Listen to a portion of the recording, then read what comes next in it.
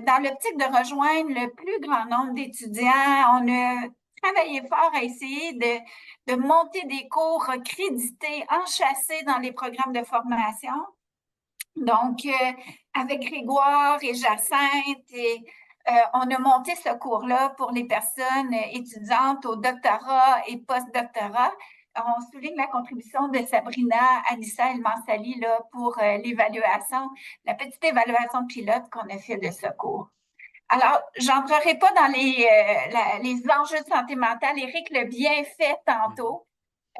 Puis nous, on s'intéressait justement, est-ce qu'il existe des cours offerts aux personnes étudiantes au doctorat, au postdoctorat, des cours qui abordent la santé mentale, à la fois dans une optique de les outiller, mais aussi, surtout parce que nous, ce qu'on souhaite, c'est que ces personnes-là sont les professeurs chercheurs de demain.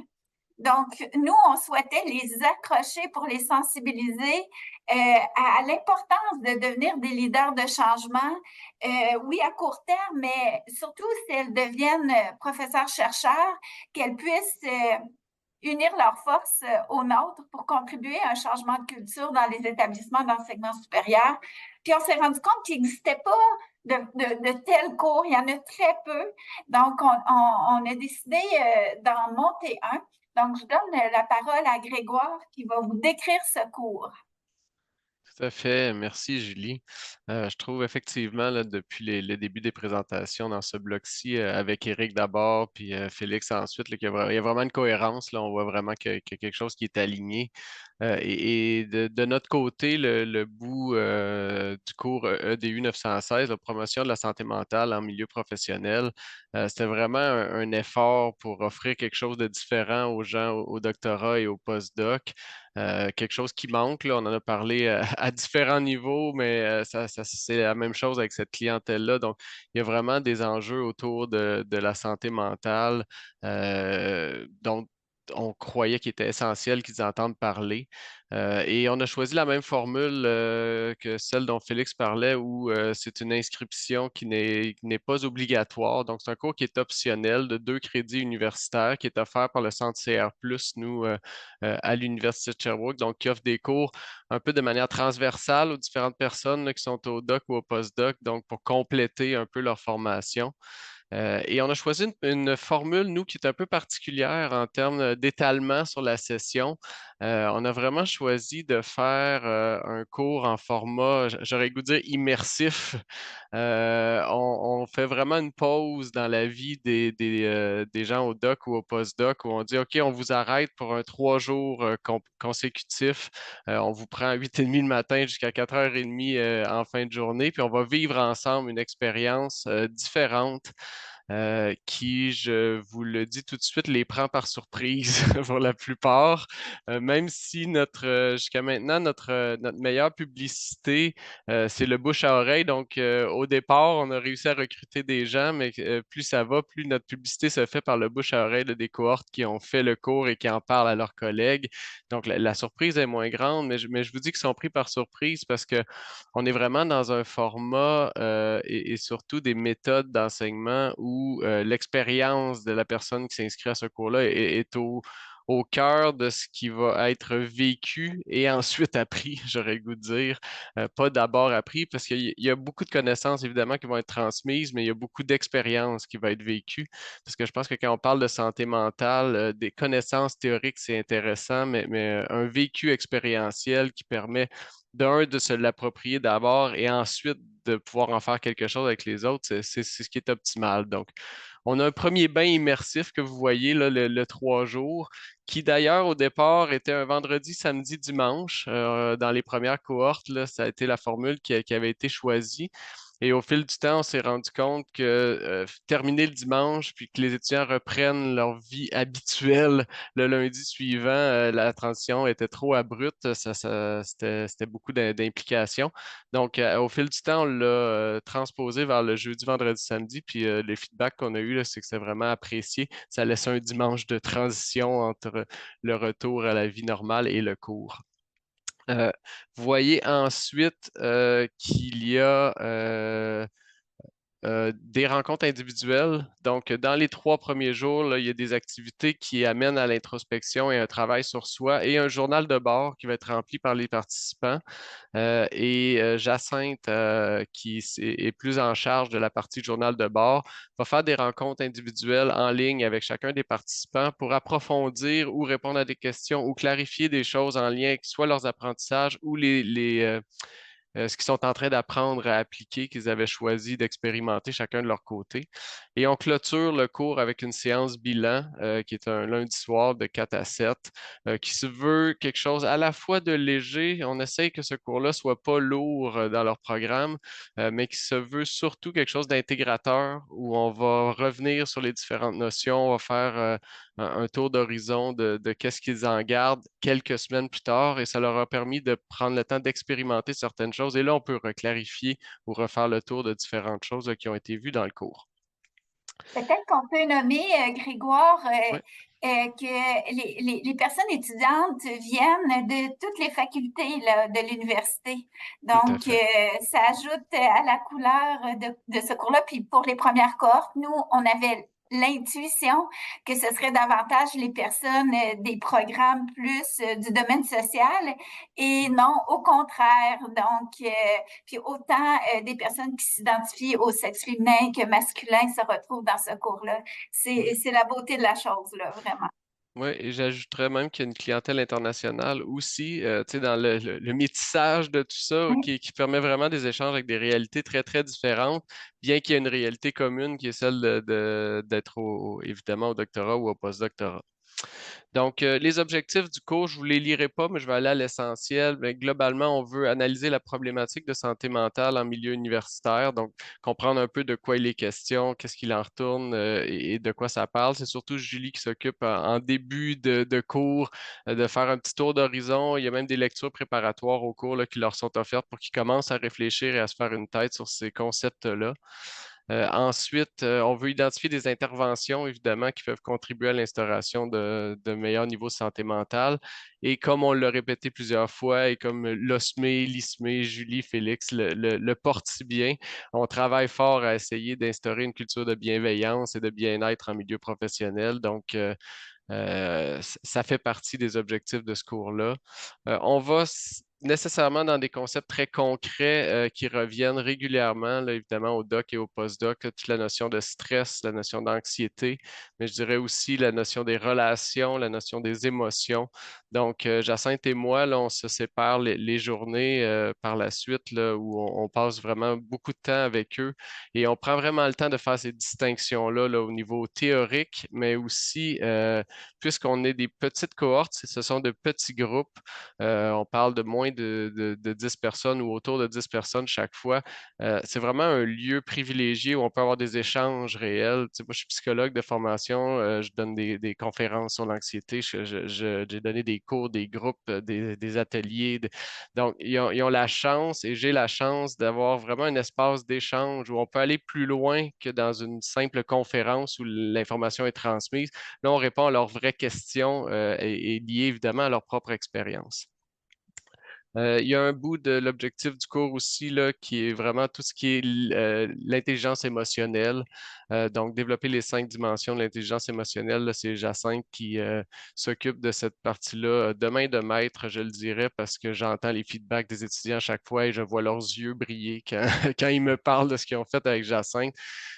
Pour plusieurs, tu sais, Julie le disait tout à l'heure, on pensait qu'ils viendraient peut-être de l'univers des sciences sociales, mais plusieurs viennent des sciences, d'éducation physique. C'est vraiment, vraiment une clientèle variée. Et il y en a des personnes là-dedans qui ont très peu ou pas entendu parler de santé mentale, d'intelligence émotionnelle. Puis on voit les thèmes ici, la connaissance de soi, gestion de soi, automotivation, empathie, habileté sociale. Donc on va vraiment en profondeur, mais pas seulement au niveau théorique. Jacinthe leur propose vraiment des activités d'introspection et au-delà de ça, ce qui est intéressant, c'est que puisque les cohortes sont petites, on a choisi vraiment un format dans lequel les gens vont avoir des espaces pour échanger entre eux. Et un des ingrédients actifs de ce cours-là, ça ressort chaque fois et on le vit comme animateur chaque fois, c'est l'intimité qui se crée dans ce groupe-là et l'expérience humaine qui est vécue à travers les thèmes à saveur psychologique et à saveur de santé mentale. Et c'est ce qui est très, très touchant pour nous comme animateurs, mais surtout pour eux comme participants, pour la plupart, je dirais des expériences d'intimité sécuritaire comme celle-là avec d'autres humains où on s'entend et on se voit s'ouvrir, partager dans un lieu qui est sécuritaire. C'est très, je dirais, bouleversant pour certains, mais dans le sens positif du terme. Fait que, un peu les chiffres, là, on en est à 5 cohortes. Il y en a une prochaine qui s'en vient l'été prochain. En moyenne, à peu près 9 personnes qui ont été touchées là, chaque fois dans diverses facultés. On en parlait tout à l'heure. Donc, on est à 42 personnes qui ont suivi le cours depuis 2021. C'est un choix de faire des petites cohortes. Il y a vraiment, j'en parlais, la notion d'intimité, la notion de partage et aussi le fait que ça soit à inscription libre. C'est un choix qu'ils font d'être là. Ça donne vraiment une saveur particulière à ce cours-là et qu'on veut au maximum tenter de préserver. C'est très différent enseigner à un groupe ou s'adresser à des personnes. Dès la première journée, on apprend leur prénom, on s'appelle par nos prénoms. Il y a quelque chose de très, très intime qui s'installe rapidement. Ça a été souligné par les étudiants comme étant vraiment un facteur de succès de ce cours-là. Alors, dès les premières cohortes, on a voulu évaluer ce cours-là, encore une fois, dans le même esprit que ce que Félix vous a présenté tantôt, là, on y va avec une évaluation avec les moyens à notre disposition. Ça ressemble beaucoup à la méthodologie que Félix vous a partagée plus tôt. Donc, c'est un questionnaire dans le même esprit. Une vingtaine de personnes ont complété le questionnaire. Puis 11 personnes ont accepté de participer à un groupe de discussion.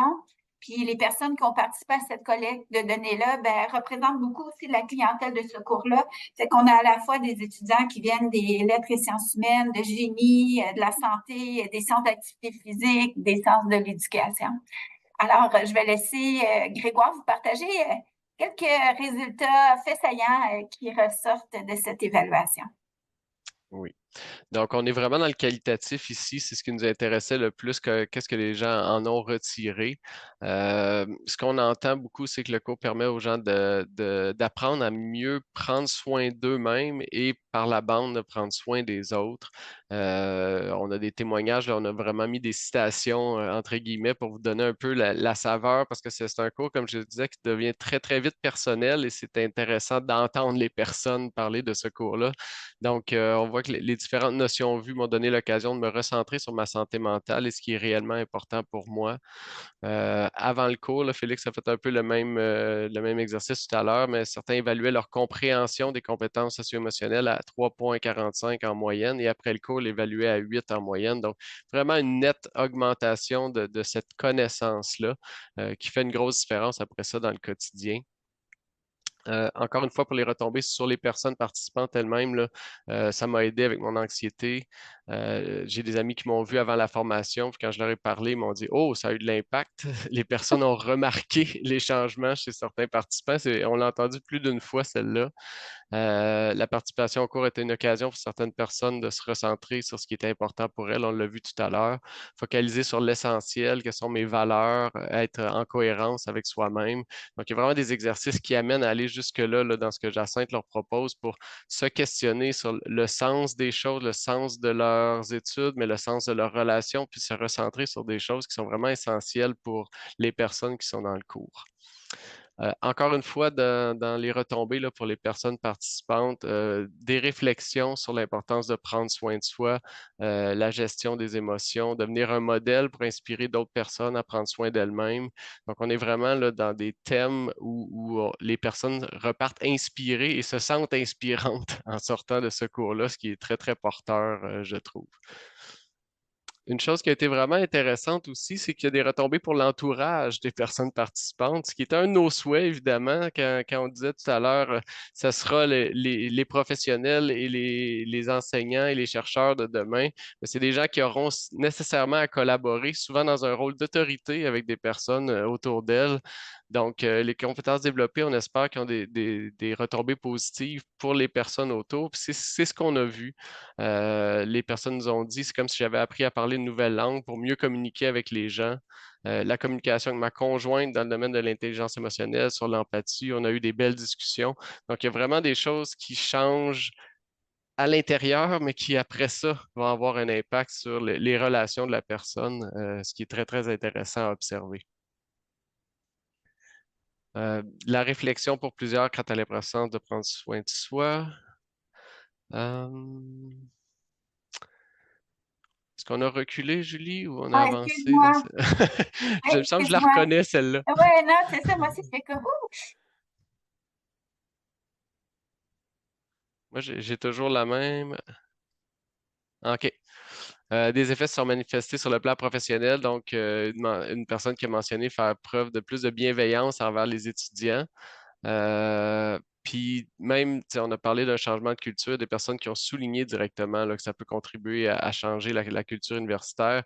Les compétences et outils qu'on a pu acquérir sont vraiment précieuses pour arriver à changer la culture académique. Plus de personnes pourront développer ces outils, plus le changement sera possible. Ce sont des ressources inestimables. Donc, on voit que les gens ont été touchés et y croient. C'est un peu la même belle histoire que Félix racontait tantôt. C'est des cours qu'on a montés dans le contexte de pandémie aussi, Mhm. qu'on a montés rapidement parce qu'on savait qu'il y avait des besoins. On les a montés avec beaucoup d'intuition, mais de voir que ça répond aux besoins, c'était une belle surprise. Ouais.